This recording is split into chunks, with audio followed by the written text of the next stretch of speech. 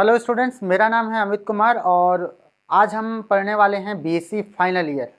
और BSc final year में हम बात करेंगे फिज़िकल केमिस्ट्री की। और चूँकि मैं आपको बीएससी फाइनल ईयर पढ़ाने वाला हूं और बीएससी फाइनल ईयर में हम 3 पार्टीशन देखते हैं, इनऑर्गेनिक, ऑर्गेनिक और फिज़िकल। तो मैं यहाँ पे बात करने वाला हूँ इस वीडियो के अंदर कि आपको सिलेबस में क्या दिया गया है और सिलेबस में जो कंटेंट है उसको आपको किस तरीके से तैयारी करना है, इस पर बात होगी इस वीडियो में। और हम ये देखेंगे कि हमको किस तरीके से पढ़ाई करनी पड़ेगी इस फाइनल ईयर में। तो जिस तरीके से यदि हम बात करते हैं केमिस्ट्री की, तो बीएससी फाइनल ईयर में बीएससी सेकेंड ईयर की तरह ही इसको 3 तरह से क्लासीफाई किया गया है, जिसको हम पेपर 1 बोलते हैं और पेपर 2 बोलते हैं और पेपर 3 बोलते हैं। ये पेपर 3, चूँकि टोटल हमारा 100 नंबर का पेपर होता है, 100 नंबर का पेपर होता है। और इस 100 नंबर के पेपर में आप सबको पता होगा, ये जो है 33 मार्क्स का होता है, ये भी 33 मार्क्स का होता है और ये होता है आपका 34 मार्क्स का। अब इम्पॉर्टेंट बात क्या है, इसको हम नाम देते हैं इनऑर्गेनिक पेपर, इनऑर्गेनिक पेपर या इनऑर्गेनिक केमिस्ट्री। और ये जो हमारा भाग है जिसको हम बोलते हैं organic chemistry, organic chemistry, organic chemistry. और ये हम नाम से जानते आ रहे हैं कि हम 3rd पेपर में फिज़िकल केमिस्ट्री पढ़ते हैं।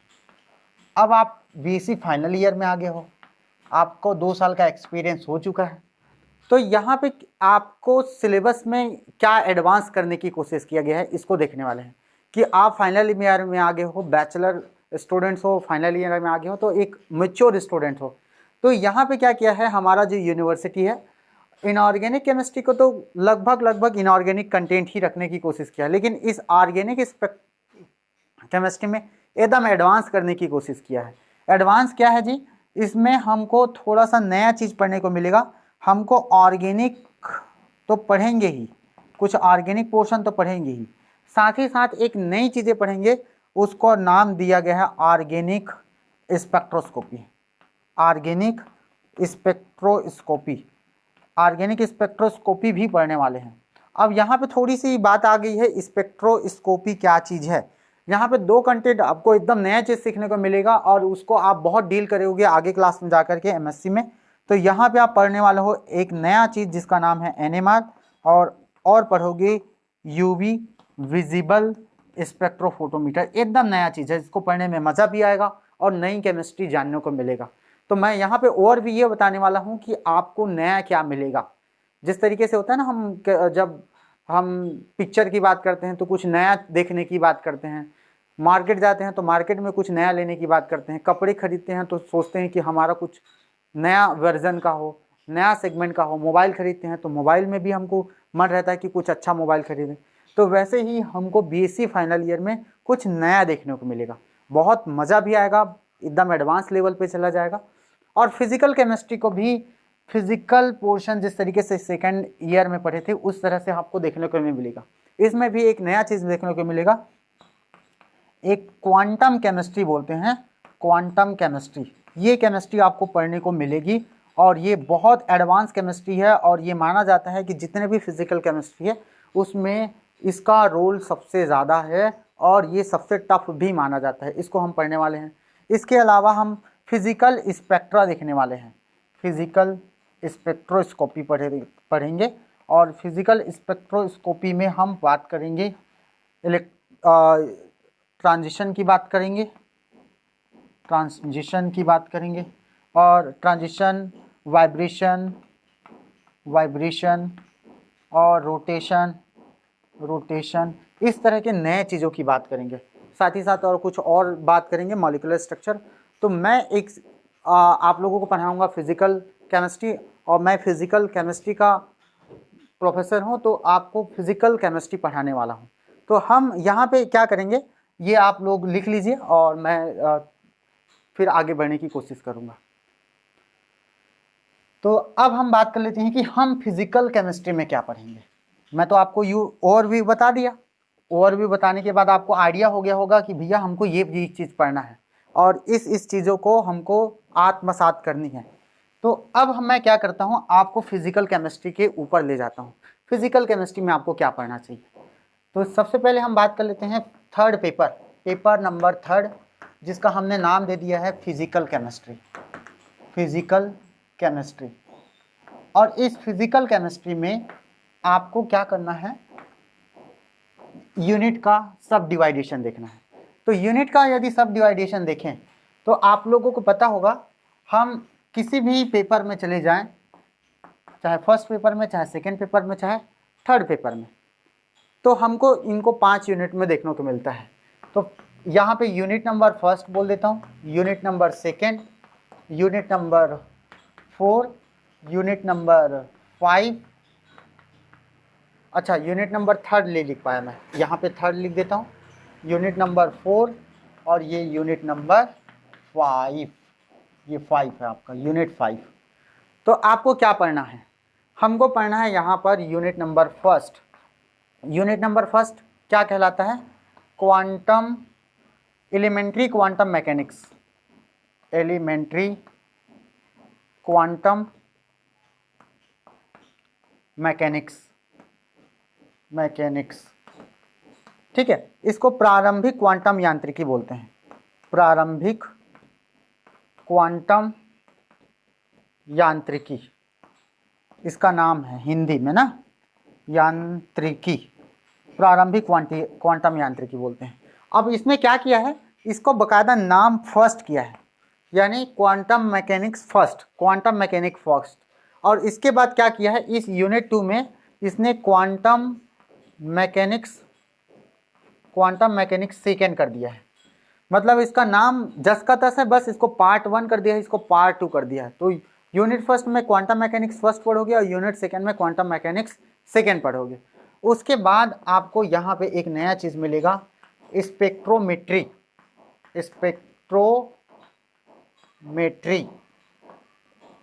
जिसको स्पेक्ट्रमिकी बोलते हैं हिंदी में, स्पेक्ट्रोमेट्री बोलना आप। इसको भी हम ऐसे ही पढ़ेंगे, फर्स्ट पढ़ेंगे पार्ट फर्स्ट, और इसको भी हम लोग पढ़ेंगे स्पेक्ट्रोमेट्री सेकेंड, इसको सेकेंड बोलेंगे। तो यहाँ पे भी यूनिट 3, यूनिट 4 को नाम सेम है, बस पार्ट 1 और पार्ट 2 कर दिया गया है। तो आपको घबराना नहीं है, आपको केयरफुली देखना है कि यूनिट फर्स्ट पढ़े हो आप कि यूनिट सेकेंड पढ़े हो। उसके बाद जो थर्ड यूनिट है, इस थर्ड यूनिट में क्या किया है, इन्होंने फिजिकल प्रॉपर्टीज़ की बात किया गया, भौतिक गुण, physical properties of molecule, properties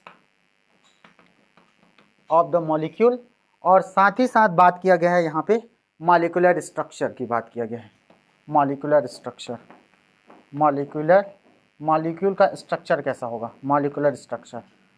और एक चीज़ और बात की गई है यहाँ पे, और वो बात है क्या, उसमें हम सॉल्यूशन के कुछ कंटेंट को पढ़ने वाले हैं ये। तो इस तरीके से ये यूनिट थोड़ा बड़ा जैसा दिखेगा, लेकिन आपको फील कराएगा। अब मैं आपको ये लेक्चर्स क्यों ऐसा एडवांस बताने की कोशिश कर रहा हूँ, बताने की कोशिश ये है कि आप जब इस ओवरऑल फिजिकल केमिस्ट्री को पढ़ोगे तो बहुत सारे बच्चों के दिमाग में टेंशन रहता है कि ये क्या नया केमिस्ट्री है, बहुत समझ में नहीं आ रहा है, क्या कचरा केमिस्ट्री है। बहुत लोगों का, बायो वालों का, स्पेशली स्टूडेंट्स का कहना रहता है कि ये केमिस्ट्री बहुत बेकार है। मैं ये कहता हूँ कि इसको आप क्लासिफिकेशन और बहुत क्यूरियोसिटी के साथ पढ़ें, आपको क्या बताना चाह रहा है उसके डेप्थ में जाने की कोशिश करें, क्योंकि ये कंटेंट ऐसे हैं जिसको आने वाले एग्ज़ाम जो IITs लेवल के होंगे या और रिसर्च लेवल के होंगे, वो यहाँ से पूछे जाने के चांसेस बहुत ज़्यादा रहते हैं, यही कंटेंट पढ़ने को मिलता है। तो अब हम क्या करेंगे, इस स्पेक्ट्रोस्कोपी को पढ़ेंगे। तो मैं क्या करूँगा, सबसे पहले आपको क्वांटम यांत्रिकी फर्स्ट नहीं पढ़ाऊँगा, क्वांटम यांत्रिकी सेकेंड नहीं पढ़ाऊँगा, सबसे पहले आपको पढ़ाने की कोशिश करूँगा। पहले हम ये तैयार करेंगे, पहले स्पेक्ट्रोमेट्री फर्स्ट पढ़ेंगे, स्पेक्ट्रोमेट्री फर्स्ट पढ़ने के बाद स्पेक्ट्रोमेट्री सेकेंड पढ़ेंगे। स्पेक्ट्रोमेट्री फर्स्ट में हम लोग पढ़ेंगे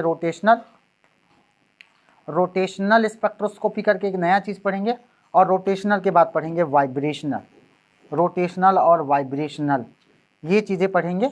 और ये आपको एकदम नया चीज़ मिलेगा, मैं आप डेप्थ में जाके बताऊंगा। और इसके अंदर हम लोग पढ़ेंगे इलेक्ट्रॉनिक पढ़ेंगे। क्या पढ़ेंगे? इलेक्ट्रॉनिक स्पेक्ट्रोस्कोपी पढ़ेंगे। तो आप नाम बस सुन ले रहो कि ये पढ़ाने वाले हैं सर करके।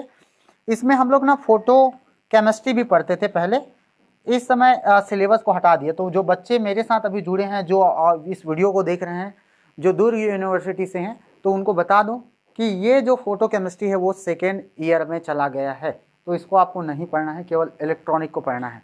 ठीक है स्टूडेंट्स, तो यहाँ पे हम इसमें देखेंगे कि किस तरीके से इलेक्ट्रोमैग्नेटिक रेडिएशन का यूज़ होता है और उससे कैसे मॉलिक्यूल्स में चेंज होती है, उसको पढ़ेंगे।